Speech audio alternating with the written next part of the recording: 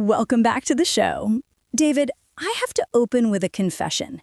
Yesterday, my 16-year-old nephew used a sentence that contained 3 words I did not recognize, and I had to pretend I understood. I am officially linguistically outdated. Join the club, Sarah. I thought I was fluent in English, and suddenly every conversation with anyone under the age of 25 requires a real-time Google search or an embarrassed whisper to my wife. We are in the middle of a massive generational language shift, and it's accelerating. It is accelerating, and that's the key. We learned slang through music and TV, which was a slow, controlled process. This new generation, Gen Z and now Gen Alpha, learns language instantly through TikTok, gaming streams, and micro video content. It's the sheer velocity of change. Words are born, gain viral momentum, hit peak usage, and become obsolete, all within a 6-month period. It's exhausting just to track the trends. Let's start with one that I finally figured out how to use correctly: slay.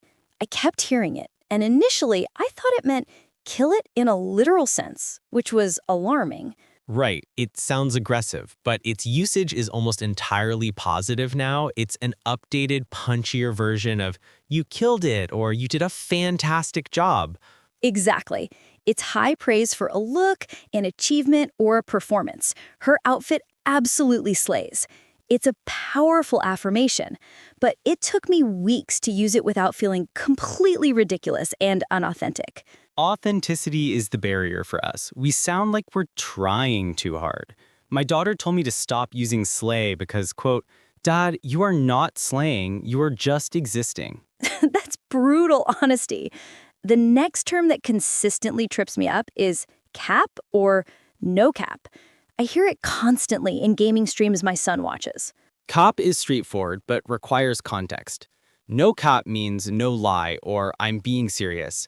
Cop itself is a synonym for a lie or exaggeration. It's borrowed, I think, from African American Vernacular English, AAVE, which often drives these linguistic shifts. It speaks to the generation's obsession with authenticity.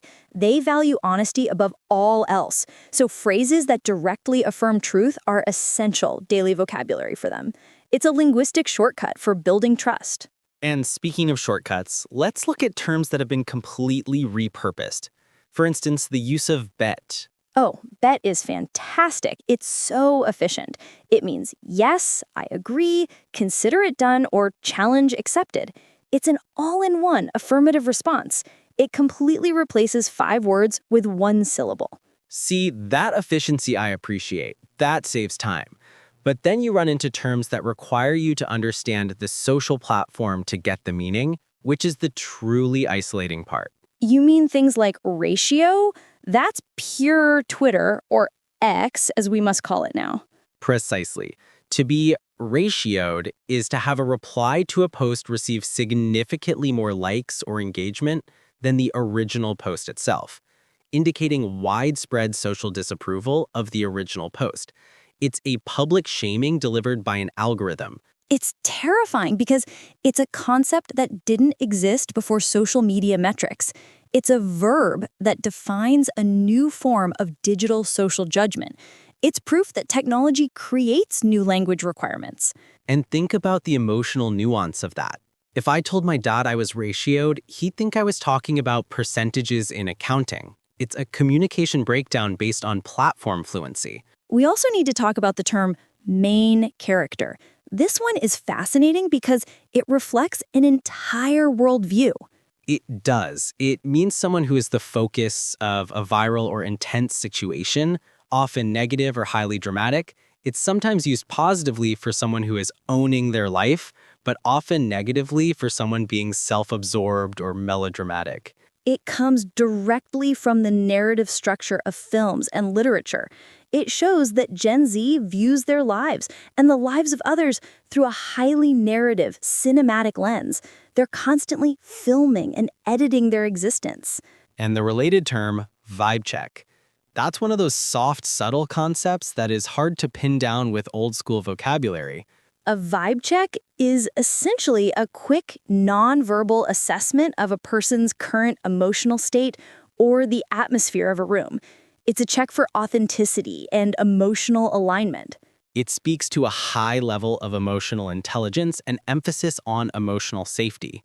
They want to know, are we all feeling the same thing? Is this space safe? That's the subtext. It's far more nuanced than just asking, are you okay?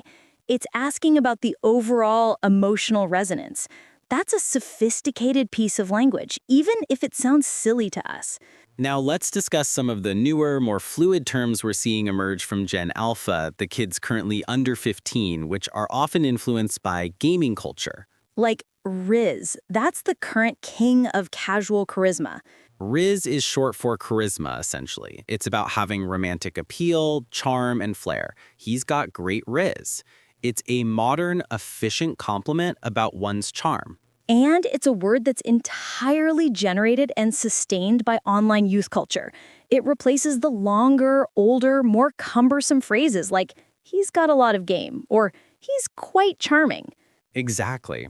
And the generation uses language to express something being excellent in some very strange ways. I heard a kid say a meal was bussin'. I thought it meant the food was making him sick. No, bussin' is high praise for food. It means it tastes incredibly good. It's a word that has zero etymological link to the flavor experience, yet it's totally understood within the group. That's the beauty and the difficulty of language evolution. The connection is arbitrary, but the meaning is shared. It shows how language is a tool for in-group cohesion. If you use these words, you belong. If you don't, you're the confused older person. Exactly. We are the chuggy ones. That was a term that stung when I learned it. Chuggy is brilliant because it defines a whole aesthetic, something that is slightly outdated, trying too hard, or just cringe because it's slightly behind the curve. It's perfectly tailored to a generation obsessed with rapid visual trends. It's a word designed to enforce linguistic and aesthetic exclusion. It's about marking the generational boundaries clearly and quickly. That's why these terms disappear fast. Once we start using them, they become chuggy.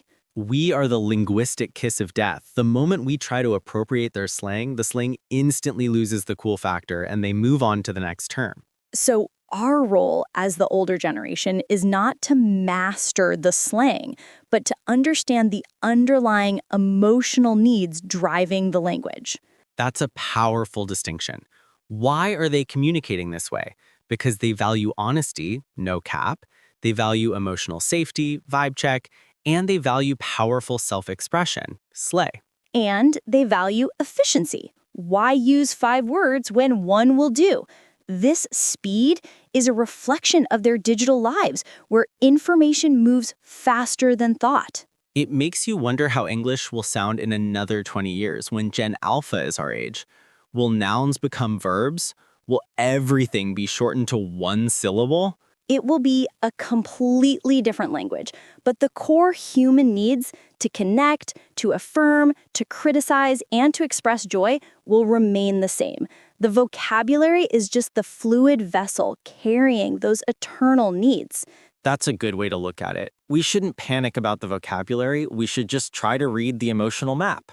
So from now on, when my nephew says something is bussin', I will not panic. I will simply acknowledge the high praise and then maybe ask him if his current life situation is giving main character energy. Now you're getting it. But be prepared for the inevitable response, that's so cringe. And I will happily accept my cringe status, knowing that I at least understand the linguistic landscape. That is the ultimate goal, understanding over mastery. It was fascinating to dive into this linguistic generational divide.